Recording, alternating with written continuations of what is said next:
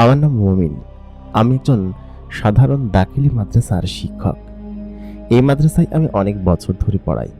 আমাদের গ্রাম থেকে ৪-৫ গ্রাম দূরের এই মাদ্রাসাটিতে আমি জয়েন করেছিলাম হাফেজি শেষ করার পরে। অনেকটা ভালো পড়াই বলেই এই মাদ্রাসার শিক্ষকরা আমাকে একদম পার্মানেন্ট করে রেখেছেন, অন্য কোথাও যেতে দেন না। মাদ্রাসাটা বেশ ভালো এবং বড়। প্রতিদিন আমি সাইকেল চালিয়ে সেইখানে যাই, পড়ানো শেষে আবার চলে আসি। ক্লাস 6 থেকে 10 পর্যন্ত ছাত্রীদেরকে আমি পড়াই। এই দাখিলি মাদ্রাসায় অনেক ছাত্রছাত্রী আছে যারা কিনা একই সঙ্গে বসে পড়াশোনা করে। ছাত্রদের ক্লাস আলাদা, ছাত্রীদের ক্লাস আলাদা। দুইটার জন্য শিক্ষকও আলাদা ছিল, যার কারণে আমি সবসময় চেষ্টা করতাম তাদেরকে ভালো মতো শিক্ষা দেওয়ার জন্য। ছোটবেলা থেকেই আমার ইচ্ছা ছিল যে আমি শিক্ষকতা পেশায় জয়েন করব, তবে এরকমভাবে দাখিলি মাদ্রাসায় জয়েন করব তা কখনো ভাবিনি। সেই রাতে স্কুল থেকে বাড়িতে ফেরার পথে আমার সঙ্গে ঘটে এক অদ্ভুত ঘটনা। আমি রাস্তার মধ্যে আসার পথে একটি অদ্ভুত ঘটনার সাক্ষী হই। আমি সত্যি এরকম সাদা ধবধবে বাছুর এর আগে কোথাও কোনোদিন দেখিনি। আমি সেই বাছুরটাকে অভূতপূর্ব চিন্তা করে বাড়িতে নিয়ে আসি, কারণ কার না কার বাছুর রাস্তাঘাটে এরকম ছেড়ে দিয়েছে বা হারিয়ে হেঁটে চলে এসেছে, একদম ছোট আকৃতির এবং সেই সঙ্গে পুরো শরীরটা ধবধবে সাদা। সেই বাছুরটি ওইখানে আমাকে দেখে দৌড়ে পালানোর চেষ্টা করছিল। আমি সঙ্গে সঙ্গে তাকে ধরে ফেলি, কিন্তু ধরার পরে বুঝতে পারি যে আসলে এই বাছুরটি কারোর গোয়াল থেকে হয়তো পালিয়ে এসেছে। আমি আশেপাশের কারোর কাছে যে জিজ্ঞেস করব, ওই সময়টাতে এত রাতে কাকে জিজ্ঞেস করব? বাড়িঘর ধরে সকলে ঘুমিয়ে পড়েছে। আর সেই সময়টা গভীর রাত, মানে অনেক রাত, মানে 9টা-10টা মানে অনেক রাত। ওই সময়টাতে কেউ এরকম ভাবে জেগে থাকতো না, সবাই ঘুমিয়ে যেত তাড়াতাড়ি। রাত তখন 10:30টার কাছাকাছি বাজে। অফিসের দপ্তরের কাজ শেষ করতে করতে সেদিনকে আমার দেরি হয়ে গিয়েছিল এবং সেদিন সেই বাছুরটা দেখা পাই যে কিনা আমাকে আমার জীবনের অন্য একটা মোড়ে নিতে বাধ্য করেছিল। আসসালামু আলাইকুম দর্শক, সকলে কেমন আছেন? স্বাগত জানাচ্ছি আমাদের আজকের এপিসোডে। প্রতিদিনকার মতো কণ্ঠে আমি আরজে ইমরান আপনাদের সঙ্গেই আছি। আজকে আমরা জানবো মুমিনের জীবনের ঘটনা, যে কিনা একজন বাছুরের রূপে জিনের দেখা পেয়েছিল, একটি পরী যে কিনা তার জীবনে এসেছিল। এবং শুরুতে মুমিন বুঝতেই পারেনি যে সে যে বাছুরটি সঙ্গে করে বাড়িতে নিয়ে গিয়েছে সেটি আসলে কোনো মানুষ নয়, বরং একটি জিনজাদি। এবং সেই জিনজাদিটি তার পেছনে লেগে যায় এবং একটা পর্যায়ে সেই জিনজাদি তার প্রেমে পড়ে। শুরুতে সে হয়তো বিষয়টা বুঝতো না বা জানতো না, কিন্তু সময় যখন গড়াতে থাকে তখন সে বুঝতে পারে যে সে যাকে বাড়িতে নিয়ে গিয়েছিল তাকে সে দেখতে পায়, এবং একটি মেয়ে যে কিনা তার ক্লাসে এসেও বসে থাকে এবং সবসময় শুধুমাত্র তাকেই দেখতে পায়। এবং মেয়েটি যখন তার পরিচয় দেয় তখন আসলে মুমিন বুঝতে পারে সে আসলে কোনো একটি অলৌকিক জিনিসের ফাঁদে পড়েছে। আজকে আমরা মুমিনের জীবনের ঘটনাটা আপনাদেরকে ধারাবাহিকভাবে শোনাবো, সেহেতু ভিডিওটা শেষ পর্যন্ত অবশ্যই আমাদের সঙ্গেই থাকুন। তাহলে চলুন আর বেশি কথা বাড়াবো না, আমরা সরাসরি চলে যাব আমাদের আজকের গল্পে বা ঘটনায়। আমার বয়স তখন 21 বছর। আমি এই দাখিলি মাদ্রাসায় জয়েন করেছিলাম। এখানে জয়েন করার কয়েক মাসের মধ্যেই আমার প্রমোশন হয় এবং আমি সকলের থেকে বেশ ভালোই পড়াতে পারতাম। পড়ানোর প্রতি আমার একটা অন্যরকম আলাদা মনোযোগ ছিল, যার কারণে দেখতে দেখতে আমার এখানে প্রায় পার্মানেন্ট হয়ে উঠলাম। 25 বছর বয়স পর্যন্ত করার পরে আমি চিন্তা করলাম যে এইখান থেকে আমি হয়তো অন্য একটা মাদ্রাসায় শিফট করব বা শহরে কোথাও একটা চলে যাব। এখানে এরকম ভালো কোনো অপরচুনিটি নেই। ঠিক তখনই আমাদের এই মাদ্রাসার যে প্রতিষ্ঠাতা ছিলেন তিনি আমাকে প্রমোশন দিয়ে আমাদের দফতরের একটা বড় দায়িত্ব দিয়ে দিলেন এবং সেই সঙ্গে বেতনও বাড়ালেন। শুরুতে বেতন অতটা বেশি ছিল না, তবে একটা জিনিস আমি চিন্তা করলাম, আমি যদি শহরে গিয়ে বাসা ভাড়া করে এই শহরের মধ্যে একটু বেশি ইনকাম করে থাকি, সেই টাকা বাসা ভাড়া দিতেই চলে যাবে। কিন্তু আমি যদি নিজের বাড়িতে থেকে নিজের খেয়ে নিজের গ্রামে থেকে বেশি টাকা ইনকাম করতে পারি, সেটাই হবে সবথেকে লাভজনক এবং সুবিধাজনক। এবং সেই সঙ্গে আমার গ্রামের মধ্যে একটি সম্মান প্রতিষ্ঠা হবে, সেটা চিন্তা করে আমি তখন এখানেই থেকে গেলাম। সেদিনকে আমার বড় হুজুর আমাকে বেশ কিছু কাজ দিয়েছিলেন। কাজ বলতে তিনি আমাকে বলেছিলেন যে দফতরের কিছু কাজ আছে, সামনে ছাত্রছাত্রীদের পরীক্ষা, তুমি এক কাজ করো, তুমি এই ছাত্রীদের প্রশ্ন তৈরি করো এবং এই প্রশ্নগুলো দুইখানেই যাবে, সেহেতু প্রশ্নগুলো তৈরি করে দফতরে রেখেছো, আর কালকে এটা আমি চেক দিব। যেহেতু তুমি কালকে আসবে না সেহেতু তুমি এই কাজগুলো সম্পূর্ণ করে যাও। আর তাছাড়া কিছু খাতা রেডি করার কাজ ছিল, সেই কাজগুলো তুমি সম্পূর্ণ করে যাও। আমাকে তিনি এই কথা বললেন। আমি স্কুল ছুটির পরে প্রায় 3-4 ঘন্টা বসে সেগুলো তৈরি করতে লাগলাম। স্কুল ছুটি হয় 4টা এবং 5:30 বাজে, মূলত হচ্ছে আমাদের যেতে যেতে বেঁচে যায় আর কি। তো এর মাঝখানে আমি সমস্ত কাজগুলো শেষ করলাম। শেষ করে প্রায় রাত তখন 10টা বাজে। ওই মুহূর্তে সমস্ত কাগজ গুছিয়ে বের হতে হতে 10:30 বেজে গেল। আজকে অনেকটা দেরি হয়ে গিয়েছে। আর আমি যেহেতু আগামীকালকে ছুটি পেয়েছি, হুজুর আমাকে বলেছিল যে আজকে রাতের মধ্যেই কাজটা সম্পন্ন করতে হবে এখানেই। আর আমি কাগজগুলো বাড়িতেও নিয়ে যেতে পারছিলাম না, কারণ সেই সকালবেলা আসতেই হবে আমাকে। সেহেতু এখানে বসে যদি আমি কাজটা সম্পূর্ণ করে যাই বা শেষ করে যাই, তাহলে হয়তো আমাকে আর কষ্ট করে কালকে আসতে হবে না এখানে। যার কারণে আমি রাত 11টা পর্যন্ত, 10:30 পর্যন্ত এখানে কাজটা সম্পূর্ণ করে আমি বাড়ি থেকে যাওয়ার কথা ভাবলাম। আমার সাইকেলটা আমি মাদ্রাসার বারান্দা থেকে বের করলাম। বের করে মাদ্রাসার গেটে তালা দিলাম। তালা দিয়ে সোজা আমি রাস্তায় চলে আসলাম। আমি যে রাস্তা দিয়ে বাড়ির দিকে ফিরতাম সেটা ছিল শুনশান কাঁচা রাস্তা, মানে মাদ্রাসাটা একটু পাকা রাস্তা থেকে কাঁচা রাস্তার দিকে যায় আর কি। তো ওই অবস্থায় আমি কাঁচা রাস্তা দিয়ে বাড়ির দিকে ফিরছিলাম আর কি। দুই পাশে ঘন বাঁশবাগান, ঘন মেহগনি গাছের বাগান, বাড়িঘর তোর সীমিত 2-1টা বললে চলে, এবং তাও খুবই অনুন্নত, শুধুমাত্র পাটকাঠির চাল এবং ছনের বেড়া দিয়ে এই বাড়িটা তৈরি করা। এরকম ওই অঞ্চলে ওই সময় মানুষজন গরিব ছিল, সেটা সকলেই জানেন হয়তো। আজকে থেকে প্রায় 10-15 বছর আগে বিভিন্ন এলাকার মানুষ এখন পর্যন্ত গরিব মানুষ আছে গ্রামে। তো ওই অঞ্চলটা ওরকমই ছিল, বড় এলাকা আর কি। তো ওই এলাকায় আমি যখন হেঁটে সাইকেল চালিয়ে আসছিলাম, তো হঠাৎ করে আমার গাড়ির সামনে, সাইকেলের সামনে একটা সাদা ধবধবে রঙের বাছুর এসে দাঁড়ায়। তো ওইটা দেখে তখন আমি আচমকা সাইকেলের ব্রেক করছি, একদম আচমকা উপর নিচ থেকে দাম করে আমার সামনে এসে দাঁড়ায়। এবং বাছুরটার চোখ ছিল একদম গাঢ় নীল বর্ণের, চোখটা জলজল করতেছিল। আমার হাতে একটা টর্চ লাইট ছিল, টর্চ লাইটের আলোটা পড়া মাত্রই সেই আলোটা তার চোখটা একদম জলজল করতেছিল, নীল আলো। তার শরীরটা এত পরিমাণ সাদা, যেই পরিমাণ সাদা আলো, সাদা শরীর বা সাদা বাছুর এর আগে আমি কখনো দেখিনি কোথাও। এত পরিমাণ ধবধবে সাদা, তার শরীরে অন্য কোনো জায়গায় কোনো কিছু নেই, কিন্তু ওরকমটা দেখা যাচ্ছিল। তো ওই অবস্থায় তখন আমি তাকে বলি কি যে, কিরে তুই কোত্থেকে আসলি, এবং এই অর্ধেক রাত্রেবেলা রাস্তার মধ্যে এখানে দাঁড়িয়ে আছিস? তোর মালিককে? তোকে তো যে কোনো জিনিসে খেয়ে ফেলবে, কোনো শিয়াল টিয়াল দেখলে তোকে টেনে নিয়ে যাবে। তো ওই অবস্থায় আমি সাইকেল থেকে নামলাম। বাছুরটা তখনও আমার সাইকেলের সামনে দাঁড়ায় ছিল। আমি তখন তাকে হাত দিয়ে স্পর্শ করতে যাব, ঠিক সেই মুহূর্তে সে এমন দৌড়! আমি জানি যে সে যদি জঙ্গলের মধ্যে যায়, এর মধ্যে শিয়াল আছে, আরও হিংস্র জন্তু জানোয়ার আছে, রাতেবেলা ওরা খেয়ে ফেলবে। আর যার বাছুর সে নিশ্চয়ই হয়তো কোনো খোঁজাখুঁজি করবে তাকে। তো আমি ভাবলাম যে যার বাছুর সে কালকে এসে নিয়ে যাবে না মাদ্রাসা থেকে। আমি এক কাজ করি, বাছুরটাকে নিয়ে মাদ্রাসায় আমি রেখে দিই আর কি, যদি সে আবার খোঁজে। তো ওই কথা চিন্তা করে আমি বাছুরটার পেছনে লাগলাম। তো বাছুরটাকে ধরার চেষ্টা করলাম, কিন্তু সে দৌড়ে পালাচ্ছিল। তো আমি যাই এক পর্যায়ে বাছুরটাকে ধরেই ফেললাম, এবং আশ্চর্য হয়ে গেলাম যে তাকে যখন আমি ধরলাম, ধরার পরে সে কোনো প্রকার ছোটাছুটি করার চেষ্টা করছিল না, বরং একদম চুপচাপ বসেছিল। বাছুর সাধারণত এরকম করে না। তারপর আমি তার কানটা ধরলাম, কানটা ধরে তাকে টেনে নিয়ে আসছিলাম আমি। তো আমি তখনও পর্যন্ত জানতাম যে আমি কার কান ধরেছি। কানটা ধরে আমি টেনে নিয়ে আসছিলাম। তো এক পর্যায়ে বাছুরটার কান আচমকা ছুটে যায় আমার হাত থেকে। ছুটে যাওয়ার পরে আমি আসলে বুঝতে পারি যে এই বাছুরটা আমার সঙ্গে যেতে চাচ্ছে না, বা যাই হোক কোনো একটা কারণে সে আমাকে চিনতে পারছে না বা যেতে চাচ্ছে না। আমি সবেমাত্র মাদ্রাসা থেকে বেরিয়েছি, হয়তো কয়েক কদম চালিয়েছি সাইকেল। তো ওই অবস্থায় আমি তাকে নিয়ে যাব। তো ও তখন থেকে আমার পিছন একা একাই আসছে। আমি ওকে বললাম তাই বলে ওকে আমি ডাকতে আমাদের মাদ্রাসা বারান্দা পর্যন্ত নিলাম।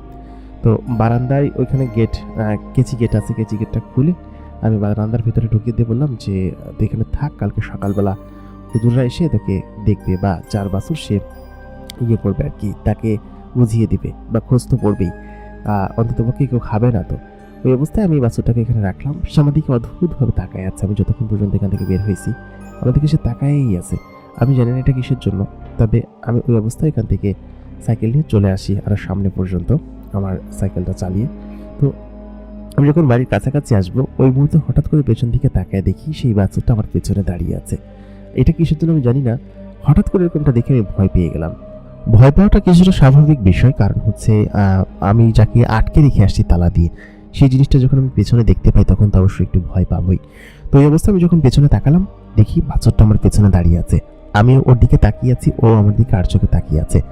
এমন মনে হচ্ছে যে ও আমাকে দেখতে পাচ্ছে, বা আমার দিকে তাকিয়ে ও একদম নিরিবিলিভাবে আমাকে স্পষ্ট দেখতে পাচ্ছে, এরকম একটা ওর চাহনি। তো আমি তখন ভালো মতো চোখ কচলালাম যে আসলে কি আমি ওকে দেখতে পাচ্ছি। তো ওই মুহূর্তে আমি ভালো মতো চোখ কচলাম, এবার যখন সামনে তাকালাম আমি দেখলাম সেখানে বাছুর বা ওরকম জাতীয় কিচ্ছু নাই। আমি তখন ভয় পেয়ে গেলাম একটু, যে এটাকে আমি সত্যি দেখেছি নাকি ভুল কোনো কিছু। আমি তখন বাড়ি চলে আসলাম, বাড়িতে এসে আমার মাকে ডাক দিলাম। তখন পর্যন্ত আমি বিয়ে শাদী কিছু করিনি। বাড়িতে আমার ছোট একটা বোন আছে, মা আছে, আব্বা বেশ ভালো একটা মাদ্রাসায় করেন, মসজিদে খাদেমগিরি করেন, আর হচ্ছে মাদ্রাসায় একটু সেবা টেবা করেন আর কি, পড়ান মাঝে মধ্যে, আর ওই টুকটাক ব্যবসা বাণিজ্য কৃষি এইসব জিনিসপাতি করেন। আমাদের অবস্থা মোটামুটি বেশ ভালো ছিল। তো তারপর আমি ওইখান থেকে বাসা আসার পর আম্মাকে বললাম যে আম্মা, খারাপ জিনিস দেখছি, নিশ্চয়ই কোনো খারাপ জিনিস আমার পেছনে পড়েছিল। তো আমি তখন বুঝতে পারছি যে আসলে এই বাছুরটা দেখার পেছনে নিশ্চয়ই কোনো কারণ আছে, কিন্তু সেই কারণটা আমি বুঝতে পারছি না। আম্মা আমার গায়ে দোয়া দরদ করে ফু দিয়ে দিলেন, ফু দিয়ে বললেন যে রাত বেলা তার চলাফেরা করিস না তুই। তো আম্মা আবার ওইসব জিনিসে খুব বিশ্বাস করতো, আমি নিজেও করতাম। তো ওই মুহূর্তে আম্মা আমাকে ফুটো দিয়ে বললেন যা যে ঘুমা। তো আমি রাত্রেবেলা ঘুমায় পড়লাম আমার নিজের রুমে গিয়ে। আমাদের বাড়িটা আবার পাকা ছিল, আমি জানলাটা সবসময় খুলে রাখতাম এবং যাতে করে বাতাস আসে, গরমকাল ছিল সেই সময়। তো আমি আচমকা রাত্রেবেলা এরকম ঘুম আমার কখনো ভাঙে না, মানে আমার খুব কড়া ঘুম হয়, একটানা ঘুমাই, কখনো জেগে উঠি না। তো ওই মুহূর্তে হঠাৎ করে আমার ঘুম ভেঙে গেল, এবং ঘুম ভেঙে আমি যেটা দেখতে পেলাম যে আমার ঘরের ওই জানালার বরাবর কাঁঠাল গাছের গোড়ায় সেই বাছুরটি বসে আছে, বসে আমার দিকে তাকায় আছে। ওইখান থেকে কাঁঠাল গাছের গোড়াটা একদম স্পষ্ট দেখা যায়। তো কাঁঠাল গাছের গোড়ায় বাছুরটা বসে আছে, বসে আমার দিকে তাকায় আছে এক দৃষ্টি করে। আমার চোখ এবং তার চোখ একদম এক এক বরাবর, তার চোখটা জলজল করতেছে এবং তাকে আমি স্পষ্ট দেখতে পাচ্ছি। কেন দেখতে পাচ্ছি জানি না, কারণ তার গায়ে আলো জলজল করছে সেই জন্য, নাকি তার শরীর সাদা ধপধপে সেই জন্য। তো আমি লাফ দিয়ে উঠে পড়লাম। উঠে আমি জানলার কাছে গিয়ে আতাল কুরসি পরে প্রথমে বুকে ফু নিলাম। ফু নিয়ে আমি সামনের দিকে তাকায় দেখি সেখানে কিচ্ছু নেই। তো এই হচ্ছে আমার ওইখান থেকে মূলত হচ্ছে গিয়ে দেখা শুরু আর কি ওই বাছুরটাকে। এরপরে আমি পরের দিন সকালবেলা উঠলাম ঘুম থেকে উঠে আমি আমাকে কিছু বলি নাই। আমি ফজরের নামাজ পড়ে সাইকেলটা নিয়ে আমি সরাসরি মাদ্রাসায় চলে গেলাম, গিয়ে দেখবো যে বাছুরটা এখানে আছে কিনা। আর চাবি তো আমার কাছেও আছে, হুজুরের কাছেও আছে। তো মাদ্রাসায় আমি যখন পৌঁছলাম তখন সকাল 7টা বাজে, আমাদের 7টা থেকেই ক্লাস শুরু হয়। তো 8টা থেকে ক্লাস শুরু হয়, 7টা বাজে সকালে প্রায় চলে আসে। তো আমি সেখানে গিয়ে দেখলাম কিছু হুজুর হচ্ছে গিয়ে মাদ্রাসার গেটটা তখনও খুলে নেয়। তো আমি তখন গেটটা আমার নিজের চাবি দিয়ে খুললাম। বড় হুজুর আমাকে বললো, কি ব্যাপার মমিন, তুমি এখানে কিসের জন্য? তোমরা কালকে তাড়াতাড়ি চলে যাওয়ার কথা ছিল, আর আজকে তো তোমার বন্ধ, তোমার তো কোনো ক্লাস নেই। তো আমি তখন বললাম, হুজুর এমনি আসছে, একটা জিনিস ভুলে গেছিলাম আর কি। তো আমি ওই অবস্থায় গেটটা খুললাম, খুলে আমি এই পাশ আর ওই পাশ দুই পাশ ভালো মতো খেয়াল করলাম যে বাছুরটা কোথাও আছে কিনা, কারণ থাকলেও বারান্দায় থাকবে, ঘরের ভিতরে ঢোকার কোনো স্কোপ নাই। ও কিভাবে ঢুকবে ঘরের মধ্যে? ঘরের ভিতরে ঢুকবে, কারণ সব ঘর সিটকারি দেওয়া, তালা দেওয়া, আর বারান্দায় শুধুমাত্র কেচি কেটে তালা দেওয়া ছিল। ও এখান থেকে বের হওয়ারও কোনো সুযোগ নাই। দোতলায় যাবে দোতলায় যাওয়ার সুযোগ নেই, কারণ দোতলার ওই পাশের গেটেও তালা দেওয়া। তো আমি পুরো নিচতলা দোতলা সম্পূর্ণ জায়গায় খুঁজলাম, খোঁজার পরে তাকে আমি কোথাও পেলাম না। তো না পাওয়ার এক পর্যায়ে আমি হুজুরকে কিছু বলতে পারছিলাম না। আমি স্পষ্ট বুঝে ফেলেছি যে 100% বুঝে ফেলেছি যে আমি কালকে যাকে কান ধরে নিয়ে যাচ্ছিলাম বা কালকে যাকে জড়িয়ে ধরেছি সে নিশ্চয়ই কোনো মানুষ না। যদি মানুষ হতো তাহলে এরকমভাবে তাকে আমি সব জায়গায় দেখতাম না, অথবা সে এইখানে অন্তত পক্ষে আমি যাকে আটকে রেখে গেলাম। আমার স্পষ্ট মনে আছে তাকে আমি এইখানেই আটকে রেখে গিয়েছিলাম এবং সে উধাও হয়ে গিয়েছে। তার মানে সে কোনো মানুষ না, নিশ্চয়ই সে কোনো আশরাফুল মাখলুকাত না, নিশ্চয়ই কোনো ভিন্ন কোনো জাতি বা ভিন্ন কোনো জীব। আমি আমার দাদির কাছ থেকে অনেক গল্প শুনেছি এইসব বিষয়ে, যে জিনেরা মানুষের বেশ ধরে, জিনেরা বিভিন্ন পশু পাখির বেশ ধরে রাত্রেবেলা ঘোরাফেরা করে। তো এইটা যখন আমার মাথায় আসলো, তখন আমার গায়ের লোম সম্পূর্ণভাবে দাঁড়িয়ে গেল। আমি ভয়ে তখন একদম পুরো সিটকে আছি, খুব ভয় পেয়ে আছি। এই পরিমাণ ভয় আমি কখনো পাইনি। আমি ওই অবস্থায় বাসায় চলে আসলাম। বাসায় আসার পর আমার ওই দিনকে একটু জ্বর চলে আসলো, ভয়েই জ্বর চলে এসেছে। এরকম অবস্থা আমার কখনো হয় নাই। আমি খুব ভয় পেয়েছি, কারণ আমি না জেনে কি কাণ্ড করে ফেলেছি। যদি এটা জিন হয় আর ও যদি আমার ক্ষতি করে তাহলে আমার অবস্থা খুব খারাপ হয়ে যাবে। তো আমি বাসায় আসার পর আমার শরীরে খুব জ্বর। ওই রাতে আমার আম্মা জলপট্টি দিয়ে দিল, আম্মা দোয়া দূর করে দিল, কারণ আমরা বুঝতে পারছি যে কোনো জিনের আচর হয়েছে আমার উপর। এই জন্য সে আমাকে জলপট্টি দিয়ে দোয়া দরুদ পড়ে আমাকে রাত্রেবেলা ঘুম পাড়িয়ে রাখলো। বললো যে সবসময় দোয়া দরুদ পড়ে চলাফেরা করবি, ওই জিনিসটাকে তুই সাহায্য করেছিস, ভালো করতে গিয়েই তো খারাপ হয়ে গেল। ওইটা তো কোনো মানুষ ছিল না, ওইটা ছিল একটা জিন। এবং ওই জিনকে তুই কান ধরে টেনেছিস, জিনকে তোকে ছেড়ে দিবে তা আসতে, কালকে তোকে পীর সাহেবের কাছে নিয়ে যাব, তুই আজকে শুয়ে থাক, জ্বর তো ভালোই আছে শরীরে। তো আমার সত্যি শরীরে বেশ ভালোই জ্বর ছিল, জ্বর কাঁপা কাঁপা জ্বর ছিল, মাথা ভার হয়েছিল। প্রথম দিন তো খুব বেশি জ্বর আসে নাই। তো এই অবস্থায় আমি শুয়েছি, রাত্রেবেলা আমার ঘুম আসছিল না, যাক একটু ঝোল চলে এসেছে, ঘুমিয়ে পড়েছি। তো এই মুহূর্তে হঠাৎ করেই আমি খেয়াল করলাম যে আমার সামনে একটা চকচকে আলো জ্বলে উঠলো হঠাৎ করেই। আমি যে দেখি যে সেই বাছুরটা দাঁড়িয়ে আছে, সাদা চকচকে রঙের বাছুর, এবং সেই বাছুরটা থেকে আচমকা একটা মেয়েতে রূপান্তর হয়ে গেল। মেয়েটার মুখে নাকাব পরা, সাদা এবং নীল রঙের একটি হিজাব পরা, এবং সেই সঙ্গে তার সমস্ত কিছু ঢাকা, হাতটাও স্পষ্টভাবে বোঝা যাচ্ছে না, সম্পূর্ণ শরীরটা একদম সাদা ধপধপে। ওই অবস্থায় সে আমার কাছে আসলো। আমি তখন নড়তে পারছিলাম না, আমি বলতেও পারছিলাম যে কে তুমি, বা এখানে কেন এসেছো, এখান থেকে চলে যাও, আমাকে ছেড়ে দাও। এটা আমি মনে মনে বলতে পারছিলাম, কিন্তু কেন যেন আমি আমার শরীর বা আমার মুখ কোনোটাই নাড়াতে পারছিলাম না। মেয়েটা আমার কাছে আসলো, কাছে এসে আমার পাশে দাঁড়ালো, দাঁড়িয়ে বলল, শান্ত হও, তোমাকে আমি কিছু করবো না, দেখি তুমি শান্ত হও। তাই বলে সে আমার মাথায় হাত বোলালো, 2-3 বার মাথায় হাত বুলিয়ে বলল, ঠিক আছে, ভালো থাকো। তাই বলে সে আচমকা আমার চোখের সামনে থেকে গায়েব হয়ে গেল, এবং গায়েব হয়ে যাওয়ার কয়েক সেকেন্ড পরে আমার গলা দিয়ে সজোরে এতক্ষণ যেসব চিৎকার বেঁধেছিল সে সমস্ত চিৎকার বেরিয়ে আসলো। এত দ্রুত গতিতে চিৎকার বেরিয়ে আসলো যে আমি সঙ্গে সঙ্গে উঠে বসে পড়লাম। আমার বাবা মা দৌড়ে আসলো, আর পাশের বাড়ি থেকে চাচিরা উঠে চলে আসলো যে কি হয়েছে।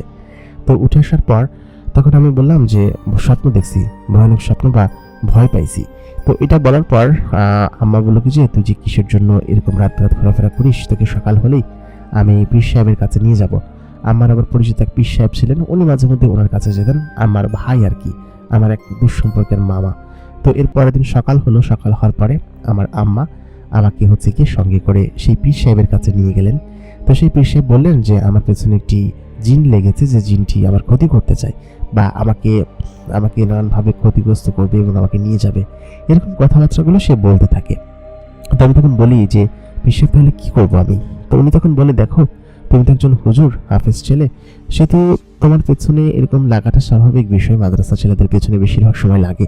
তো তুমি যেহেতু এইসব বিষয়ে বেশ ভালো জানো, ভালো বোঝো, এক কাজ করো, তোমাকে আমি একটা তাবিজ দিচ্ছি, আর প্রতিদিন রাতে ঘুমানোর আগে অবশ্যই আয়াতাল কুরসি এবং দোয়া মাসুরা, তারপরে সমস্ত দোয়া দরুদ পড়ে তুমি ঘুমাবা। আরো কিছু আমল দুটো শিখিয়ে দিলেন তিনি আমাকে। তো সেই আমল দুটো আমি পারি আগে থেকেই। তো আমি বললাম, জি আচ্ছা ঠিক আছে পীর সাহেব, আমি এটা পালন করব।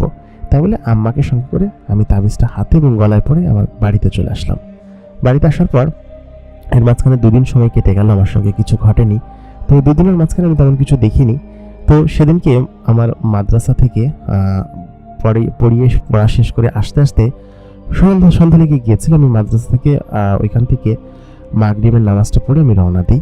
তো মূলত হচ্ছে আমাদের মাদ্রাসা থেকে মাঝে মধ্যে আসতে দেরি হয়, ওই যে দফতরের কিছু কাজ থাকে, পরীক্ষা চলতেছিল ছাত্রছাত্রীদের, ওদের পরীক্ষার কাগজপত্র সমস্ত কিছু গুছিয়ে আস্তে আস্তে মোটামুটি ওই মাগরিবের আজান দিয়ে দিয়েছিল। তো মাগরিবের আজানের পরে ওইখানে নামাজটা পড়ে, ওইখানে মসজিদে নামাজ পড়েই আমরা সকল হুজুরা মিলে একসাথে রওনা দিই। তখন অন্ধকার নেমে এসেছে। তো ওই কাঁচা রাস্তা পার হয়ে আমরা যখন পাকায় উঠলাম, পাকা ওঠার পরে, পাকাটাও যে খুব বেশি জনসমাগমের পাকা ওরকমটা না, একদম মাঠের মাঝখান দিয়ে একদম পুরো শুনশান পাকা আর কি। একটা মাঠ পার হয়ে সম্পূর্ণ ওই পাশের দিকে যেতে হয়। দুই পাশে শুধুমাত্র ফসলের জমি, আর কোনো বাড়িঘর দর আশেপাশে প্রায় 1 কিলোমিটারের ভিতরে কোথাও নাই। তো আমি দিক দিয়ে আসছিলাম। তো আমার ওই বাসুরের কথা আমি সম্পূর্ণভাবে ভুলে গেলাম, বা আমার সঙ্গে যে একটা জিন আছে সেই কথাটা আমি সম্পূর্ণভাবে ভুলে গেলাম আর কি। 3-4 দিন সময় মাঝখানে কেটেছে আর কি, আমার সঙ্গে কোনো সমস্যা হয়নি। ওই অবস্থায় আমি মাত্র ওই জায়গাটায় এসেছি। সেই তাল গাছের গোড়ায় আসা মাত্রই আমি দেখলাম যে সেই বাছুরটা আমার সামনে এসে দাঁড়িয়ে আছে, এবং এখন তো আমি ভয়ে একদম অবস্থা কাতর। তো বাছুরটার সামনে এসে দাঁড়িয়ে আচমকা সেই মেয়েটার রূপ ধারণ করলো, যে মেয়েটাকে আমি সেদিনকে রাতে জ্বরের ঘরে দেখেছিলাম। মেয়েটার মুখে নাকাব দেওয়া, এবং মেয়েটা আমার সামনে দাঁড়িয়ে হি হি করে হাসছে। মানে সে এমন হাসা, ওই হাসি দেখে ভয় পাওয়ার কোনো কিছু নেই, তবে একটু মিষ্টি হাসি। তো আমি বললাম কি যে কে আপনি, হাসছেন কিসের জন্য? আমি তখন আল্লাহ আল্লাহ করতে থাকি এবং দরুদ পড়তে থাকি, এবং হুজুর যে আমল শিখিয়ে দিয়েছিল সেই আমলটা করতে থাকি। ওই মুহূর্তে সেই মেয়েটি আমাকে বলে উঠলো, আপনি যে আমলটার কথা বলছেন এটা আমিও পারি, আমি একজন কোরআনের হাফেজা, আমি এসব বিষয়ে জানি, কিন্তু আপনি যে এরকম ভয় পাচ্ছেন, আমি কি আপনাকে ভয় দিয়েছি কখনো, বা ভয় দেওয়ার জন্য কোনো কিছু করেছি? আমি বললাম, আপনি কে, এবং আপনি আমার কাছে আসবেন না, আপনি আমার কাছ থেকে সরে যান। মেয়েটি তখন প্রথমবারের মতো তার মুখের নাকাবটা সরালো। নাকাব সরানোর পর তার মুখের দিকে বা তার চেহারা বা মুখমণ্ডলের দিকে যখন আমি তাকালাম, আমি সত্যি কথা বলছি, আমি আমার জীবনে এরকম সুন্দরী কোনো মেয়ে এখন পর্যন্ত দেখিনি, ওই সময়টা পর্যন্ত দেখিনি। আমি তো অনেক ছাত্রছাত্রীদেরকে পড়াই, ক্লাস 9-10ও পড়াই। তো ওই 9-10 ওইখানে কিন্তু অনেক ছাত্রছাত্রী আসে, বিশেষ করে আমি ছাত্রী পড়াই বেশিরভাগ সময়। তো তাদের মধ্যে আমি এত সুন্দর কোনো মেয়েকে আজ পর্যন্ত কোথাও দেখিনি। তো ওই মেয়েটা তখন আমার দিকে তাকালো, আমি তার দিকে হতভম্ব হয়ে তাকিয়ে আছি। মেয়েটা আমাকে বলল, কি ব্যাপার, আপনি আমাকে দেখে ভয় পাচ্ছেন কিসের জন্য? আমার চেহারা কি ভয়ানক কোনো কিছু আছে? আমি তখন বললাম, না, কিন্তু আপনি তো কোনো মানুষ না। ওই মুহূর্তে মেয়েটি বলল, হ্যাঁ, আমি কোনো মানুষ না। তাতে কি হয়েছে? তোমরা হয়তো আশরাফুল মাকলুকাত, আমি আশরাফুল মাকলুকাত না, আমি একজন জিনজাদি। এই কথা শোনার পর তখন আমার হাত পা সহ কাঁপতে থাকে। মেয়েটি তখন আবার হাসতে থাকে, হাসতে হাসতে বলে, আচ্ছা মিস্টার মমিন, আপনি এত ভয় পাচ্ছেন কিসের জন্য? আপনি আমাকে দেখিয়ে ভয় পাওয়ার মতো কি আছে? আমি কি আপনার কোনো ক্ষতি করেছি, বা আপনাকে তুলে নিয়ে গিয়েছি, বা আপনার কোনো ক্ষতি করে আপনাকে আপনার উপর ঘাড়ে বশ করে আপনার সম্পূর্ণ কন্ট্রোল নিয়েছি? কোনটা করেছি? আমি তো কিছুই করিনি। আমি তো শুধুমাত্র আপনার সঙ্গে দেখা করতে এসেছি, আপনার সঙ্গে কথা বলতে এসেছি, তাছাড়া তো কিছু না। আর তাছাড়া আপনি যে সেদিনকে আমার কানটা ধরেছিলেন, এটা কি ঠিক কাজ করেছিলেন? আমি তো সেদিনকে আপনাকে বলিনি যে আমাকে ধরতে বা আমাকে আমার কাছে আসতে। আপনি আমাকে সেদিনকে দেখলেন কিভাবে? সাধারণত কোনো মানুষ আমাকে দেখতে পায় না, কিন্তু একমাত্র আপনি আমাকে সেদিনকে দেখে ফেললেন। কিন্তু সেটা কিভাবে আমি তো বুঝতে পারছি না। আমি তখন বলে উঠলাম, আমি নিজেও জানি না। আমি সেদিনকে একটি ধবধবে সাদা রঙের বাছুর আমার সামনে শুধুমাত্র আশা দেখেছিলাম। আমি দেখেছিলাম যে ও ওরকমভাবে জঙ্গলের মধ্যে যদি হেঁটে বেড়ায়, তাহলে ওকে হিংস্র জন্তু জানোয়ার অথবা শিয়ালে টেনে নিয়ে যাবে, তখন কান্নাকার ক্ষতি হয়ে যাবে। সেটা ভেবেই মূলত আমি বাছুরটাকে ধরেছিলাম এবং ধরে আমি ওখানে আটকে রেখেছিলাম। কিন্তু আমি তো বুঝতে পারিনি যে আপনি একটা জিনজাদি। আমাকে মাফ করে দেন, আমাকে ক্ষমা করে দেন, আমাকে যেতে দেন। মেয়েটা আবার খিলখিল করে হাসলো। মেয়েটার হাসির মধ্যে একটা অন্যরকম মায়া আছে, এই মায়া আমি যেন কাটাতে পারছিলাম না। তখন আবার মেয়েটা আমাকে বলল, আমাকে দেখে ভয় পাওয়ার কোনো কিছু নেই, আমি ভয় দেওয়ার জন্য তোমার কাছে আসিনি। মমিন শোনো, আমি তোমার কাছে এসেছি তোমাকে ভালো লেগেছে আমার, সেই জন্য। তাছাড়া আমার তোমার কাছে আসার কোনো কারণ ছিল না। আমি যখন তোমাকে দেখলাম, তখন তোমাকে দেখে আমি এখান থেকে পালাচ্ছিলাম, কারণ আমার আব্বা হুজুর বলেছেন মানুষের কাছ থেকে সবসময় দূরে পালাতে। মানুষরা খুব একটা ভালো হয় না, মানুষ জাতি খুব খারাপ জাতি। সেহেতু আমি এখান থেকে পালাচ্ছিলাম শুধুমাত্র যাতে করে তোমাকে ধরা না দিতে হয়। কিন্তু তুমি আমাকে ধরলে কিসের জন্য আমি জানি না, ধরে আমার কান ধরে নিয়ে যাচ্ছিলে।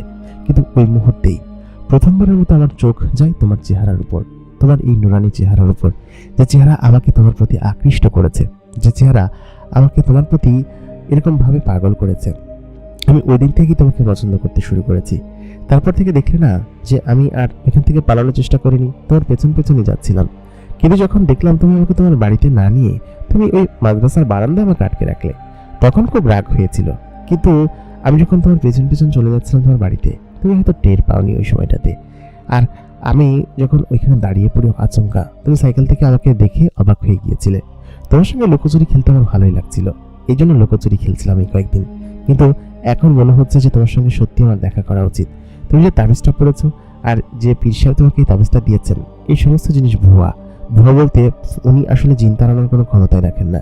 আর জিনকে তাড়ানোর জন্য মূলত আল্লাহর কালাম উল্টো করতে হয়, তাহলে মূলত জিনরা মূলত এই জিনিসটাতে ভয় পায়।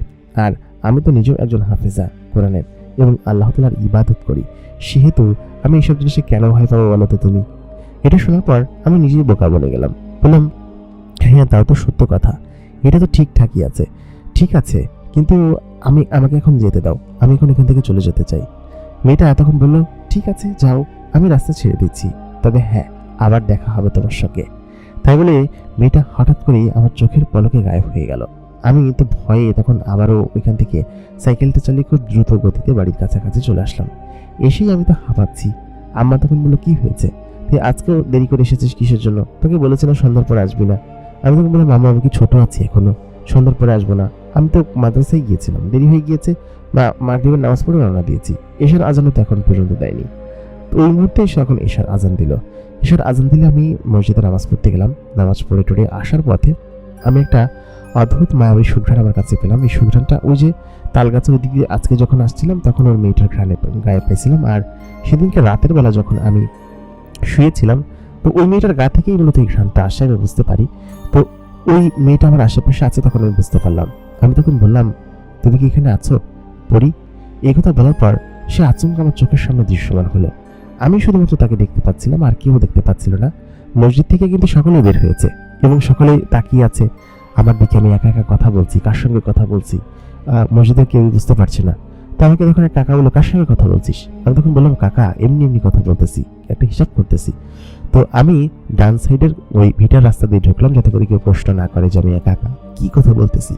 তো ওই মুহূর্তে তখন সে আমার দিকে তাকায় বললো, আমার নাম দিয়েছ পরি, এটা কি?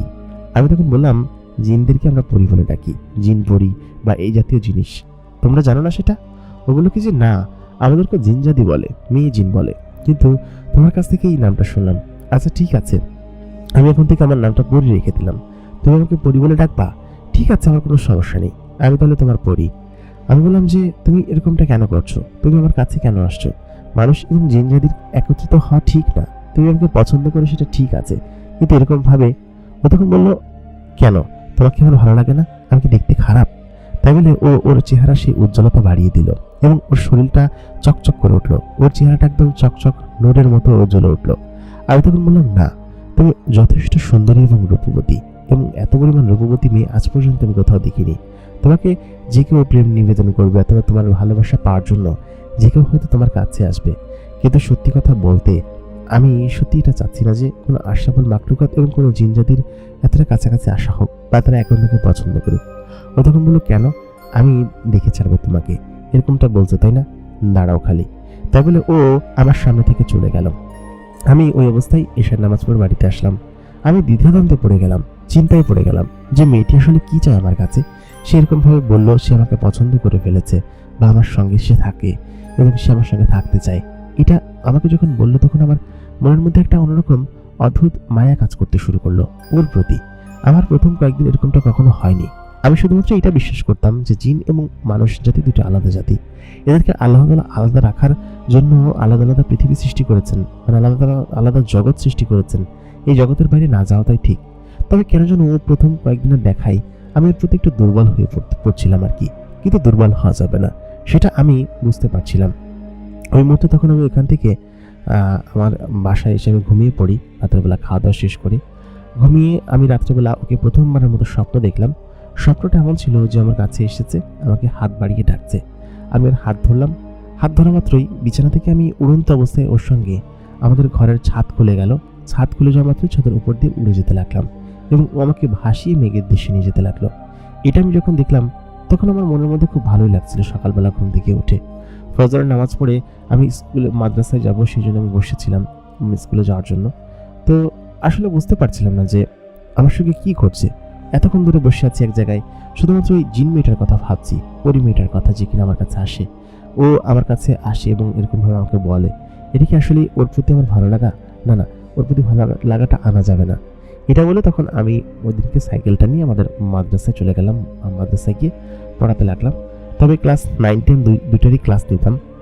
তবে তখন ওই দিনকে ক্লাস 10-এর ক্লাসে ঢুকেছি। তো 10-এর ক্লাসে সব বড় বড় মেয়েরা। তো বড় বড় মেয়েদের মধ্যে আমি ক্লাস করাচ্ছি। তো হঠাৎ করেই আমি দেখলাম বেঞ্চের এক কোনায় ওই পরি মেয়েটি বসে আছে এবং আমাদের স্কুল মাদ্রাসার যে ড্রেস আছে বোরকা পরা, সেই বোরকা পরিহিত অবস্থায় সে বসে আছে মাদ্রাসায়। তো তার মুখটা শুধুমাত্র দেখা যাচ্ছে, ওরকম টাইপের বোরকা হিজাব সে পরে এসেছে, পরে সে ওইখানে বসে আছে। তারপর তখন বললাম, তুমি এখানে কি করছো? ও তখন বললো যে আমি এখানে এসেছি, এখানে তোমার সঙ্গে পড়তে, তোমাকে দেখতে, তোমাকে ছাড়া আমার ভালো লাগে না। তো বললাম, কি বলছো সব উল্টোপাল্টা কথা? তো ওই মুহূর্তে তখন আমাকে আমার এক ছাত্রী বললো, স্যার কি বলছেন আপনি?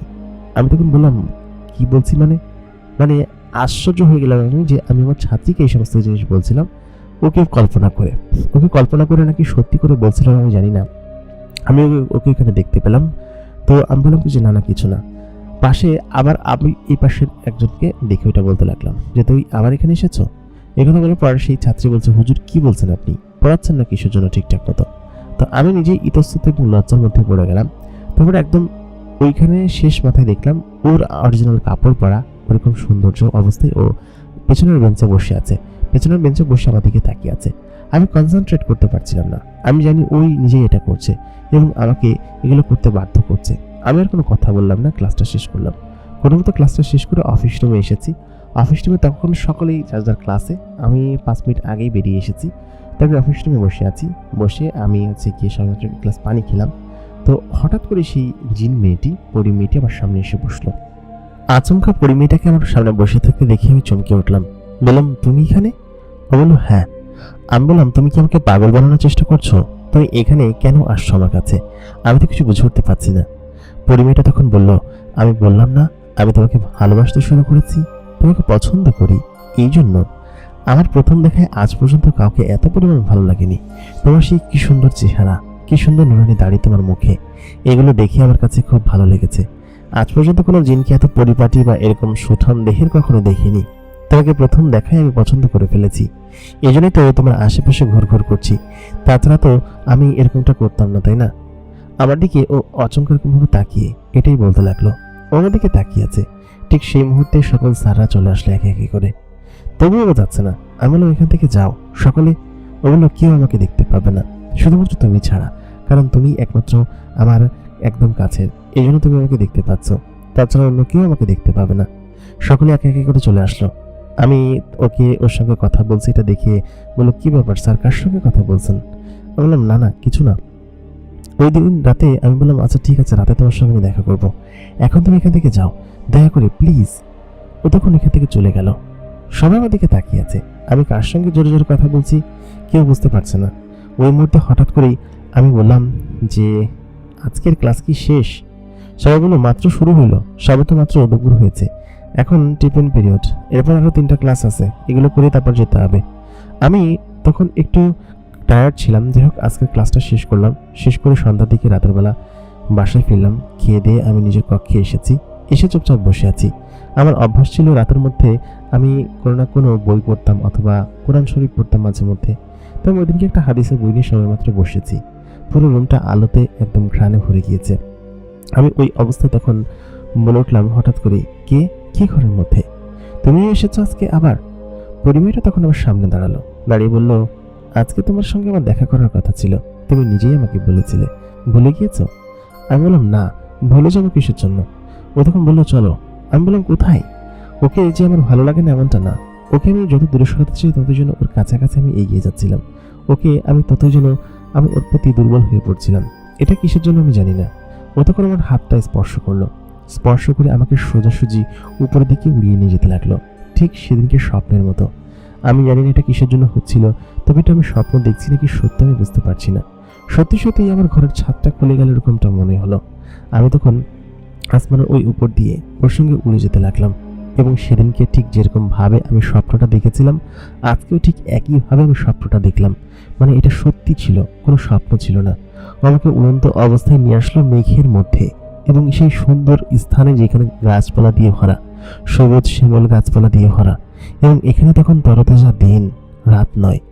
আমি সমস্ত কিছু দেখে অবাক হয়ে যাচ্ছিলাম। আমি চোখ কসলাতে লাগলাম। বললাম, আমি কোনো স্বপ্ন দেখছি না তো? ও আমার দিকে তাকিয়ে বলল, না তুমি কোনো স্বপ্ন দেখছো না, এটা সত্যি, এটা আমাদের জগৎ যেখানে আমরা থাকি। এখান থেকে মাঝে মধ্যে মানুষের জগতে বেড়াতে যেতে ইচ্ছে করে, আর বেড়াতে গিয়ে তো তোমাকে আমি খুঁজে পেয়েছিলাম। এই দিন এবং এই কথা আমি কখনো ভুলবো না। এই কথাটা আমার কাছে খুব মনে পড়ে, বুঝতে পেরেছো? আমি বললাম, কিন্তু তুমি আমার সঙ্গে এরকম কেন করছো? আমি তো তোমার সঙ্গে বেড়াতে চাই না, তোমার সঙ্গে দেখা করতে চাই না, এটা ঠিক না, এটা জেনার শামিল। এই যে তুমি যে আমার সামনে এসে দাঁড়িয়ে আছো, আমার দিকে তাকিয়ে আছো, আমার হাত ধরছো, আমার সঙ্গে মেলামেশা করার চেষ্টা করছো, এটা তো এক প্রকার খারাপ, তাই না? তুমি মুখে নাকাবটা পরে নাও, তোমার চেহারা দেখলে নিশ্চয়ই তোমারও গোনা হবে, আমারও গোনা হবে। ও তখন বললো, তুমি এটা কি বলছো? আমি তোমাকে পছন্দ করি, তুমি আমাকে ভালোবাসো না একটুও, আমাকে তাহলে বিয়ে করো তুমি। আমি তখন বললাম, দেখো এরকমটা করা ঠিক হবে না, আমি যে তোমাকে বিয়ে করবো, বিয়ে করলে তখন ও বললো কি যে, ঠিক বেঠিক আমি বুঝি না, আমি তোমাকে ভালোবাসি। তাই বলে ও আমার কাছে এসে আমাকে জড়িয়ে ধরলো। জড়িয়ে ধরে বলল যে, আমি তোমাকে বিয়ে করতে চাই, তুমি কি আমাকে করবে? মানুষ ভালোবাসার কথা বলে, আমি নিজেও ভালোবাসার কথা শুরুতে তোমাকে বলেছিলাম, কিন্তু তুমি সেটাতে রাজি না, তুমি চাও বিয়ে করতে। তুমি কি এটা করতে চাও? তাহলে আমি তোমাকে বিয়ে করতে চাই এবং তোমার সঙ্গে আমি থাকতে চাই। আমি তোমাকে ছাড়া থাকতে পারবো না। পরিবারের একটা বিষয় কি জানো? আমাদেরকে আল্লাহ তাআলা এরকম ভাবে সৃষ্টি করেছেন এমন ভাবে যে আমরা যদি একবার কাউকে পছন্দ করে ফেলি তাহলে তাকে ছেড়ে আমরা কখনোই হারিয়ে যেতে পারি না, সবসময় তার সঙ্গেই থাকতে হয়। আর মানুষের মায়ায় একবার পড়ে গেলে আমরা কখনো সেই মায়া কাটিয়ে আসতে পারি না। হয়তো কোনো জিনের মায়ায় পড়লে সেটা কাটাতে পারি, কিন্তু মানুষের মায়ায় আজ পর্যন্ত যারা পড়েছে তারা কখনো কাটাতে পারেনি। এটা আমাদেরকে আল্লাহ তাআলা এরকম ভাবে সৃষ্টি করেছেন। এই যে আমি তোমার সঙ্গে বিগত 1-1.5 মাস ধরে আছি, তোমার সঙ্গে নিয়মিত আমি দেখা করছি, নানান উছিলায় তোমার সঙ্গে আমি কথা বলছি, এতে তো আমার প্রতি তোমার একটু হলেও ভালো লাগা আসার কথা, তাই না? আমি তখন বললাম, দেখো পরি, আমি তোমাকে পছন্দ করি, এটা বলা বাহুল্য, এটা অবশ্যই কেউ না করতে পারবে না। তোমার মতো একটা সুন্দরী মেয়েকে কেউ ভালো না বেশে থাকতে পারবে না। আমি নিজেও তোমাকে অনেকটা ভালোবাসি, অনেকটা পছন্দ করি, কিন্তু তাই বলে আমি তোমার সঙ্গে এরকম সম্পর্কে লিপ্ত হতে পারবো না যেটা জেনার সম্পর্ক। তবে ও তখন আমাকে বললো, ঠিক আছে তুমি আমার সঙ্গে চলো। আমি বললাম, কোথায় যাবো? ও বলে, চলো তুমি আমার সঙ্গে। তাই বলে আমার হাতটা ধরে আমাকে উড়ন্ত অবস্থায় নিয়ে যেতে লাগলো, সোজা খুব দ্রুত গতিতে। আমি এবং ও পুরো ঝড়ের গতিতে ছুটছিলাম। ছুটতে কতটুকু পথ এসেছি আমি জানি না, তবে প্রায় কয়েক মিনিট ছোটার পর আমি একটা বড় বাড়ির সামনে এসে দাঁড়ালাম। বাড়িটা দেখতে মসজিদের মতো। মেয়েটা তখন আমাকে ওই মসজিদের সামনে নিয়ে গেলেন। সেখান থেকে একটা মুয়াজ্জিন বা একজন ইমাম সাহেব বের হলেন। ইমাম সাহেব মানুষ নাকি উনি কোনো জিন বোঝা গেল না। মসজিদটাও আমাদের ওইখানকার ডিজাইনের কোনো মসজিদ মনে হচ্ছিল না। আমি তখন ইমাম সাহেবকে বললাম, আসসালামু আলাইকুম। উনি তখন বললেন যে, তোমরা এখানে? তখন সেই পরিমেয়টি বলল যে, তুমি চলো, এখানে আজকে আমাদের বিয়ে হবে। তখন ওই যে লোকটির কাছে আমাদের কাছে নিয়ে এসেছিল, ওই লোকটি একটা জিন ছিলেন। লোকটি তখন বলল, হাফসা, তুমি ওকে এখানে কেন নিয়ে এসেছো? ও তো একজন মানুষ। হাফসা, ওর নাম যে হাফসা আমি একদিন পর্যন্ত জানতাম না। তখন সেই পরিমেয়টি, মানে যেন কিনা হাফসা ছিল, সে বলল যে, হ্যাঁ, আমি তো তোমাকে এই কথা কখনো বলিনি, আমার নাম হাফসা এবং উনি আমার এক নানা হন, উনি আমাদের বিয়ে পড়াবেন আজকে। ওই নানা তখন বললেন যে, কি বলছিস হাফসা, তুই বিয়ে করবি? এর তোর বাবা মা জানে বিষয়টা? তখন হাফসা বলল যে, আমার বাবা মা আমি ওর সম্পর্কে আগেই আমার বাবা মাকে জানিয়েছি এবং আমার বাবা মার সম্মতিতেই বিয়েটা হবে। সেহেতু তুমি বিয়েটা পড়াও তো না। আমার বাবা মা এর সম্পর্কে জানে এবং আমি ওর সম্পর্কে আগে অনেকবার বলেছি। বাবা মা অনুমতি দিয়েছেন যে তুই যেটা ভালো মনে করিস সেটা কর। সে তো তাদের কাছ থেকে অনুমতি নেওয়ার কিছু নেই। আর নানা তুমি তো জানি আমরা কতগুলো ভাই বোন, বাবা মার এত সময় নেই যে যার একটা ভাই বোনের খোঁজ খবর নিয়ে রাখা। ওই মুহূর্তে তখন সেই নানাজান আমাকে এবং হাফসাকে বিয়ে পড়ালেন। ওর প্রতি আমার ভালোবাসাটা ছিল, 1-1.5 মাসে ভালোবাসাটা সৃষ্টি হয়েছে, এটা সত্যি, কিন্তু এরকম ভাবে যে আচমকা আমি বিয়ে করে ফেলবো আমি ভাবতে পারিনি। ওদিনকে রাতের বেলা হাফসা আমার সঙ্গে আমার বাসায় চলে আসে। বিয়ে করার পরে নানাজান আমাদেরকে বিদায় দেন এবং 4 জন জিন সেখানে আসে সাক্ষী হওয়ার জন্য। আমার তরফ থেকে 2 জন জিন সাক্ষী দেন। সাক্ষী দিয়ে কালেমা পড়িয়ে আমাদেরকে বিয়ে পড়ান। বিয়ে পড়ানোর পর হাফসা তখন সেদিনকে আমার সঙ্গে চলে আসে। এর আগে আমি কোনো মেয়ের এতটা ঘনিষ্ঠ কখনো হয়নি। সেদিনকে হিসাব মতো আমাদের বাসর রাত ছিল। হাফসা যে কাপড় পরেছিল ওই কাপড় পরে আমার সঙ্গে আমার বাড়িতে চলে আসে। আমরা বিয়ে করেছি। এই কথাটা আমি আমার বাবা মাকে কীভাবে বলবো সেটাই বুঝে উঠতে পারছিলাম না। যাই হোক, হাফসা তো কোনো ফিজিক্যাল শরীরের মেয়ে না। সে চাইলে অদৃশ্য হতে পারে, সে চাইলে তার নিজের দেশে চলে যেতে পারে। সে তো বিয়ের ব্যাপারে এখনই আমি বাসায় কিছু জানাবো না বলে সিদ্ধান্ত নিলাম। হাফসা ওদিনকে সারা রাত আমার বুকের উপর শুয়ে ঘুমালো। আমার কাছে মনে হচ্ছিল যে আমি পৃথিবীর সব থেকে সুখী ব্যক্তি, কারণ আমি এর আগে জীবনে কোনোদিন কোনো মেয়ের এত কাছাকাছি যায়নি, কোনো মেয়ের সংস্পর্শে যায়নি, যার কারণে ওকে দেখে মনে হচ্ছিল যে ও আমাকে এরকমভাবে ভালোবেসে যাবে আজীবন। যাই হোক, সেদিনকে আমার বিয়ে হলো। বিয়ে হওয়ার পরে আমি ওই অবস্থায় হাফসার সঙ্গে সেদিনকে ঘুমালাম এবং পরের দিন সকালবেলা উঠে আমি মাদ্রাসা মিস করলাম, কারণ মাদ্রাসা থাকে হচ্ছে 7টা 7:30টার দিকে জমা যেতে হয়, 8টা থেকে ক্লাস শুরু হয়। আর ফজরের নামাজটা আমি পড়িনি। এই অবস্থায় আমার আম্মা ডেকে বললো, কি রে, কি হয়েছে তোর কি শরীর খারাপ করেছে? আমি তখন বললাম, না মা, শরীর খারাপ করবে কিসের জন্য? আমার যে গতকালকে বাসরাত খেয়েছে সেটা তোর আম্মা জানেন না। আমি উঠে তড়িঘড়ি করে রুমের মধ্যে দেখতে পেলাম হাফসা সেখানে নেই। সে সকালে উঠে চলে গিয়েছে হয়তো। আমি তড়িঘড়ি করে উঠে তাড়াতাড়ি আমাকে বললাম, দেরি হয়ে গিয়েছে আজকে। আমি গোসল করে জামা কাপড় পরে সরাসরি চলে গেলাম মাদ্রাসায়। মাদ্রাসায় যাওয়ার পর হুজুর আমাকে ডেকে বললেন, কি ব্যাপার, আজকে তো দেরি হয়েছে কিসের জন্য? আমি দেখে কোনো রিজন বলতে পারলাম না। বললাম শরীরটা একটু খারাপ ছিল, কিন্তু গত রাতে যে আমার বিয়ে হয়েছে সেটা তো আমি আর কাউকে বলতে পারছি না। ওই অবস্থায় আমি তখন ক্লাস করালাম সারাদিন, কিন্তু হাফসার কথা আমার বারবার মনে পড়ছিল, কালকে রাতের কথা। কালকে রাতে ও আমার সঙ্গে ছিল। সেই কথা মনে করে বারবার আমি শুধুমাত্র অমনোযোগী হয়ে পড়ছিলাম। ক্লাসে তেমন একটা মনোযোগী ছিলাম না। ক্লাস শেষ করিয়ে দ্রুত বাড়িতে চলে আসলাম। সাধারণত আমি একটু দেরি করেই মাদ্রাসা থেকে বাড়িতে ফিরতাম, কিন্তু আজকে একটু তাড়াতাড়ি করেই তড়িঘড়ি করে মাদ্রাসা থেকে বাড়িতে চলে আসলাম। এসে আমি আমার নিজের রুমে বসেছিলাম। আম্মা দেখে বললো, তো তাড়াতাড়ি কেন আসছিস? আমি বললাম যে ক্লাস শেষ হয়ে গেছে, তাই চলে আসছি। এরকম করে আমি হাফসার জন্য প্রত্যেকদিন সন্ধ্যাবেলা তাড়াতাড়ি চলে আসতাম। হাফসা প্রতিদিন সন্ধ্যার পরে আমার কাছে আসতো। আমি ঈশার নামাজ পড়ে খাওয়া দাওয়া করে যখন আমার নিজের রুমে আসতাম, তখন হাফসা আমার নিজের রুমে আসতো। এসে ও আমার সামনে বসে গল্প করত।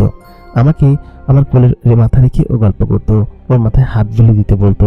তারপর ও আমাকে খুব বেশি আদর যত্ন করতো সবসময়। আসার পথে আমার জন্য নানান ধরনের খাবার নিয়ে আসতো ওদের জগৎ থেকে। তখন পর্যন্ত ওদের জগতে আমি পা রাখিনি বা যাইনি, বা ওরা যে বাড়িতে থাকে সেই বাড়িতে আমি তখন পর্যন্ত যাইনি।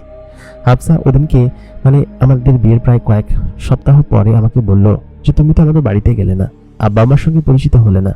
আব্বা মা তোমাকে অবশ্য দেখা করতে বলেছিল, আমি নিজেই তোমাকে নিয়ে যাইনি, তুমি চলো আজকে আমার সঙ্গে। আমি বললাম সেখানে যাব, গেলে আমি কি বলবো? হাফসাকে তখন আমি জড়িয়ে ধরে আমার বুকের মধ্যে শুয়েছিলাম। মধ্যরাত তখন ও তখন আমাকে বলল, না তুমি চলো, গেলে ভালো লাগবে। আমি তখন বললাম আচ্ছা ঠিক আছে। হাফসা আমাকে একটা পাঞ্জাবি দিয়েছিল, খুব সুন্দর, ওদের ওইখানকার দেশের পাঞ্জাবি। আমি সেটা পরলাম, ও পরে আমাকে খুব সুন্দর লাগছিল। হাফসা খুব সুন্দর হিজাব পরেছিল। আমাকে ওই অবস্থায় সে ওইখান থেকে নিয়ে গেল ওদের জগতে, যেখানে ওরা বসবাস করে, বা ওদের সেই বড় আলিশান প্রাসাদ। সত্যি হাফসারা মোট 108 ভাই বোন, মানে ওর বাবা প্রায় অনেকগুলো বিয়ে করেছে। ওর বাবা এখানকার একজন প্রভাবশালী জিন। আমাকে নিয়ে গেল ওর বাবার কাছে। আমি যখন ওই বাড়িতে পা রাখলাম, সমস্ত জিনেরা আমাদেরকে কেমনভাবে যেন তাকাচ্ছিল। ছোট ছোট বাচ্চা জিনেরা আমাকে দেখে আমার কাছে এগিয়ে আসছিল, কারণ ওরা কখনো মানুষ দেখেনি। ওরা খুব আগ্রহ নিয়ে আমাকে স্পর্শ করছিল, আমাকে দেখছিল, যা কিনা আমার কাছে খুব ভালো লাগছিল। ওই অবস্থায় যখন আমি ওইখান থেকে চলে আসি, আসার পর আমি হাফসার ঘরে যাই, ওর আব্বার সঙ্গে দেখা করতে যাই। ওইখান থেকে ওর আব্বা আমাকে বলে কি যে তোমরা সুখী হও, তোমরা যদি একে অন্যকে পছন্দ করো, আর তোমার সম্পর্কে শুনেছি তুমি বেশ ভালো ছেলে, সেটা আমার কোনো আপত্তি ছিল না। তবে হাফসা যদি তোমাকে বিয়ে করে ফেলেইছে, এখন তো কিছু করার নেই, যাও তোমরা বিশ্রাম করো। ওনারা আমাকে দোয়া করলেন, এবং উনি ওনার হাত থেকে একটি আংটি খুলে আমাকে পুরস্কার হিসেবে দিলেন। ওনারা অনেক বড় লোক, এবং সেই সঙ্গে যে আংটিটা আমাকে দিয়েছে সেটা ছিল স্বর্ণের এবং খুবই দামি আংটি। এই আংটিটা একদিন আমাকে এক বিপদ থেকে রক্ষা করেছিল, সেটাও আমি ঘটনাচক্রের সামনে বলছি। হাফসা তখন আমাকে তার কক্ষে নিয়ে গেল। ওইখানে গিয়ে আমি প্রায় 2 দিন ছিলাম। শুক্রবারের দিন বন্ধ ছিল, এর পরের দিন আমি বাড়ি থেকে চলে এসেছিলাম এখানে থাকার জন্য। 2 দিন আমি সেখানে গিয়ে থাকলাম, এবং সত্যি আমার আনন্দের সীমা ছিল না। আমার শালা-শালীরা সকলে এসে আমার সঙ্গে দেখা করছিল, সকলেই জিন, এবং এখানের আপ্যায়ন এবং আদর সত্যি এত বেশি অন্যরকম ছিল, যা কিনা আমি কোনোদিন কোনো জায়গায় পাইনি। হাফসার সঙ্গে আমার সময় বেশ ভালো কাটছিল। ও ওখানে 2 দিন আমি থাকলাম, এবং প্রতি শুক্রবার আমি শ্বশুর বাড়িতে যেতাম। হাফসার সঙ্গে ওর রুমে থাকতাম, ওর সঙ্গে গল্প করতাম, এবং ওর সঙ্গে আমার সময় খুব ভালো কাটছিল। প্রতি রাতে ও আমাকে বিভিন্ন জায়গায় নিয়ে যেত, নিয়ে গিয়ে তারপর আমাকে বাসায় দিয়ে যেত। ওই যে সকাল সকাল দেরি করে উঠতাম, এই জন্য ও আগে আগে নিয়ে যেত। আমি জোহরের ঈশার আজান নামাজ শেষ করে 9টা-10টার দিকে আমাকে নিয়ে যেত, 12টার মধ্যে দিয়ে যেত। তারপর আমি এসে ঘুমাতাম। ঘুমিয়ে আমি তারপর উঠে আবার আমার মাদ্রাসায় যেতাম। তো এরকম করে আমার দিনকাল বেশ ভালো কাটছিল। দেখতে দেখতে মাঝখানে বেশ কয়েকটা মাস কেটে গেল, এবং হঠাৎ করে জানতে পারলাম যে হাফসা প্রেগনেন্ট হয়েছে, এবং সে আমাদের সন্তান তার পেটে ধারণ করেছে। এটা যখন আমি জানতে পারলাম, আমার নিজের চোখকে যেন আমি বিশ্বাস করাতে পারছিলাম না, নিজের কানকে আমি বিশ্বাস করাতে পারছিলাম না, এটা সত্যি কথা বলছে। তো আমি তখন বললাম যে হাফসা এটা কি সত্যি? ও বললো হ্যাঁ। তারপর আমি হাফসার পেটে কান পেতে বসে থাকতাম সবসময়, এটা শোনার জন্য যে বাচ্চা পেটের মধ্যে কিভাবে বড় হচ্ছে, বা এই জাতীয় জিনিসগুলো। ততদিন পর্যন্ত আম্মা কোনো বিষয় জানে না। তাই মনে মনে ভাবলাম যে এখন আম্মাকে না জানালে অথবা আব্বাকে না জানালে এটা নাইনসাফি হয়ে যাবে। ততদিনে আমার ছোট বোনের বিয়ে হয়ে গিয়েছে কয়েক মাস আগে। তো বিয়ের মধ্যে খানিকটা ব্যস্ত ছিলাম, কাউকে কোনো কিছু বলতে পারিনি। এখন বাড়িতে ছেলে বলতে আমি একাই থাকি। আমার বড় ভাই, সেও একজন কোরআনের হাফিজ এবং আলেম, সে ঢাকায় একটা মাদ্রাসায় শিক্ষকতা করে, পাশাপাশি প্রোগ্রাম করে বেড়ায়। তো ওই জন্য মূলত হচ্ছে কি আমি বাড়িতে এতদিন পর্যন্ত কিছু জানাতে পারিনি। এক সন্ধ্যাবেলা আমি আম্মাকে ডেকে বলি, আম্মা তোমাকে যদি একটা কথা বলি তাহলে কি তুমি রাগ করবে? আম্মা তখন বললো কি কথা? তখন আমি আম্মাকে বললাম যে আম্মা আমি যদি বিয়ে করে ফেলি তাহলে কি তুমি রাগ করবে তোমাকে না জানি? আম্মা তখন বললো রাগ তো অবশ্যই করবো, তুই কি বিয়ে করেছিস? আমি তখন বললাম, হ্যাঁ আম্মা, আকস্মিকভাবে ঘটে গিয়েছে এবং যা ঘটেছে তা আসলে আমি তোমাকে বিশ্বাস করাতে পারছি কিনা জানি না। আমি আসলে একটা জিন মেয়েকে বিয়ে করেছি। এই কথা শোনার পর আম্মা তখন ভয়ঙ্কর রেগে যায়। রেগে গিয়ে বলে, তুই এটা কি করেছিস? ওই মুহূর্তে হাফসা তখন আম্মার সামনে এসে আম্মাকে সালাম করে। হাফসাকে আম্মা দেখে বলে, কি তুমি মা? তখন আমি আম্মাকে বলি, আম্মা, ওই হচ্ছে আমার স্ত্রী, সেই জিন মেয়েটা। এই কথা বলার পর আম্মা তখন বলে, ওর কাছ থেকে দূরে থাক, ওদেরকে নিয়ে যাবে। আমি তখন আমাকে বললাম, না আম্মা, আমাকে নিয়ে যাবে না, বরঞ্চ ও আমাকে শুধরেছে, দেখো আমি আগের থেকে অন্যরকম হয়ে গেছে না, একটু দেখো। আর ও আমাকে নিয়ে যাবে কি? ওর সঙ্গে আমি 1.5 বছর ধরে আছি। এই 1.5 বছরের মধ্যে ও আমাকে চাইলে নিয়ে যেতে পারতো না। আমরা একসঙ্গে খুব ভালো আছি, আমরা শ্বশুর বাড়িতে যাই মাঝে মধ্যে। আর সব থেকে বড় কথা হচ্ছে প্রেগনেন্ট, ওর সন্তান আসবে পৃথিবীতে, আমাদের সন্তান আসবে। তো এই কথা বলার পর আম্মা তখন খানিকটা গলে এবং বিষয়টা মেনে নেয়। বলে কি যে, সত্যি যদি এমনটা হয়ে থাকে তাহলে আমার তো আর কিছু করার নেই, তুই যেহেতু আমার বিরুদ্ধে এরকমটা করেছিস। তবে মার্শাল্লাহ খুব সুন্দর আছে। তবে হ্যাঁ মা, তুমি জিন হও বা মানুষ হও, কখনো কিন্তু আমার ছোট ছেলেকে আমার কাছ থেকে আলাদা করবে না। আর সব থেকে বড় কথা, সবসময় আমাদের এখানেই থাকবে, ঠিক আছে মা? ওই হাফসা তখন বলল, ঠিক আছে আম্মা, আমি তো আপনাদের সঙ্গে থাকতে চাই, কিন্তু ওই তো পরিচয় করিয়ে দেয় না। মূলত ওকে আমি পছন্দ করেছিলাম, ও একটা বাছুর দেখেছিল মনে আসে, সেদিনকে থেকেই মূলত ওর সঙ্গে আমি আছি। আম্মা তখন বললো, হ্যাঁ, ওকে সে পীর সাহেবের কাছে কত কিছুর কাছে দেখালাম। যাই হোক, যেহেতু সমস্ত সমস্যা মিটে গিয়েছে, তখন হাফসা বলেন, আম্মা, আপনি এই কথা কাউকে বলবেন না যে আমি একজন জিন জাতি, সমস্যা হবে। মানুষের জগতে আমি আপনাদের এখানে থাকবো, শুধুমাত্র আপনার ঘরে থাকবো, ঘরের বাইরে আমি কখনো যাব না। আমি মনে করবেন যে পর্দা করে চলি, এটাই সকলকে বলবেন যদি সকলে জিজ্ঞেস করে। আম্মা তখন বললো, ওইটা নিয়ে তুমি চিন্তা করো না। আম্মা খুব ভালো ছিল। কয়েকদিনের মধ্যে হাফসার সঙ্গে আম্মার বেশ ভালো সম্পর্ক গড়ে উঠলো এবং এর কয়েক মাসের মধ্যে হাফসা আমাদের সন্তানের জন্ম দিল আর কি, যে কিনা একদম চাঁদের মতো সুন্দরী ছিল, একটি কন্যা সন্তান। যে সন্তান চারদিকে তাকালে একদম আকাশের চাঁদও যেন একদম লজ্জা পেয়ে যাবে, এত পরিমাণ সুন্দর ছিল সে। আমি নিজেও ফর্সা এবং সুদর্শন, হাফসাও ফর্সা এবং সুন্দর। তো আমাদের মেয়ে হয়েছে ঠিক সেরকম। মেয়ে হওয়ার পরে আব্বাকে আমি মেয়ে হওয়ার কিছুদিন আগেই জানিয়েছিলাম। আব্বা বিষয়টা জানার পর তিনি তেমন কোনো রিয়াকশন দেননি, তিনি খুব খুশি হয়েছিলেন। এরপর তার নাতি হওয়ার পরে তো সে খুব খুশি, তাকে নিয়ে সারাদিন বসে থাকতো। তবে ও সারাদিন ঘুমাতো, আব্বা কোলের পর নিয়ে সারাদিন বসে থাকতো। ওর স্বভাব চরিত্র এবং অন্যান্য সমস্ত কিছু ভিন্ন রকমের হয়েছিল এবং এখনও তাই। এখন একটু বড় হয়েছে এবং ওর গ্রোথ অন্যান্য সকলের থেকে আলাদা। যেমন কোনো বাচ্চারা 6 মাসে বসা শিখে, 12 মাসে হাঁটা শিখে, কিন্তু 12 মাসে গিয়ে বসা শিখেছিল এবং প্রায় 2.5 বছর পরে গিয়ে হাঁটা শিখেছে, দাঁতগুলো একটু পরে উঠেছে। তো হাফসা বললো যে এটা সম্ভবত জিনের কারণে হয়েছে, যে আমাদের জিনের কিছু জিনের মধ্যে আছে, এই জন্য বোধহয় ও একটু বেশি বছর বাঁচবে বলে আমার মনে হয় মানুষের জগতে যদি থাকে। আর ওর মধ্যে জিনেদের ক্ষমতা আছে কিনা সেটা কিছু বছর যাওয়ার পরে বা ও বড় হওয়ার পরে এটা বোঝা যাবে। হয়তো আমাদের জিনেরা আমরা বাঁচি হয়তো 200-300 বছর বা অনেকে আছে 1000 বছর বেঁচে গিয়েছে। ও হয়তো দেখা যাবে কিছু মানুষের দুনিয়া যদি থাকে তাহলে হয়তো 150 বছরের মতো বাঁচতে পারে।